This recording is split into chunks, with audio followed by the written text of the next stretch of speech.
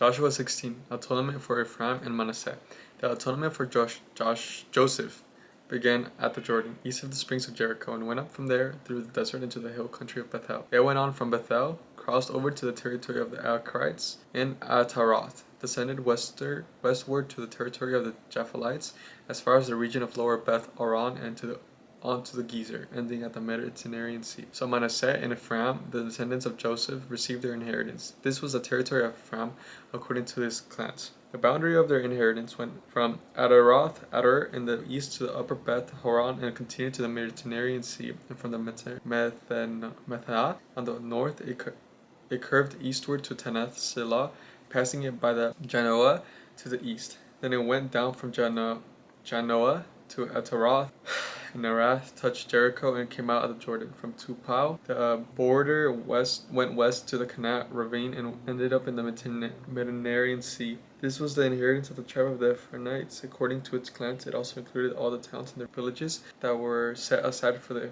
Ephraimites within the inheritance of the Manassites. They did not dislodge the Kenites living in the Gezer to this day the Kenites live among the people of Ephraim but are required to do forced labor. Joshua 17. This was a tournament for the tribe of the Manasseh at Joseph's firstborn.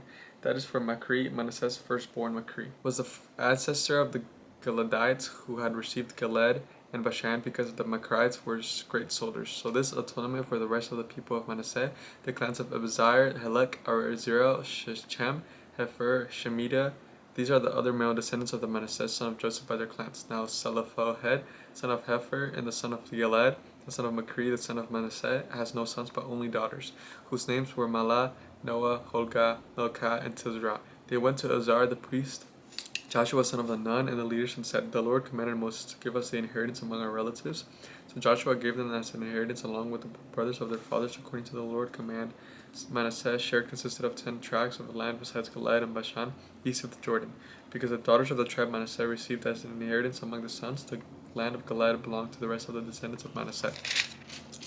The territory of Manasseh extended from Asher to Mechmethah, east of the Shechem. The boundary ran southward from there to include the people living in Tupua.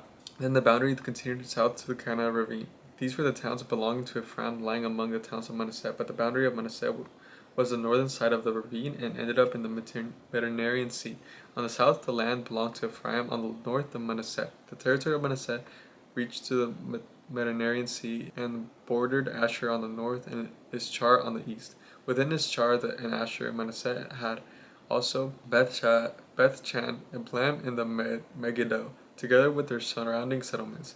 Yet the Manassites were not able to occupy these towns, for the Kenites were determined to live in that region. However, when the Israelites grew stronger, they subjected the Kenites to forced labor but did not drive them out completely. The people of Joseph said to Joshua, "Why have you given us the only allotment and one portion of an inheritance? We are the numerous people, and the Lord has blessed us abundantly.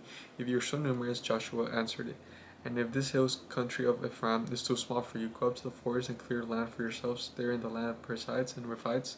The people of Joseph replied, "The hill country is not enough for us, and all the Kenites who live in the plain have chariot fitted with iron, both those in Beth Shan and its settlements, and those in the valley of Jezreel." But Joshua said to the tribe of Joseph, "To Ephraim and Manasseh, you are numerous and very powerful. You will have not only allotment, but forested hill country as well. Clear it and its Kenites with chariots fitted with iron, and though they are strong, you can drive them out." Dude, I said like half of this 2 verses wrong, but I'll catch you guys tomorrow.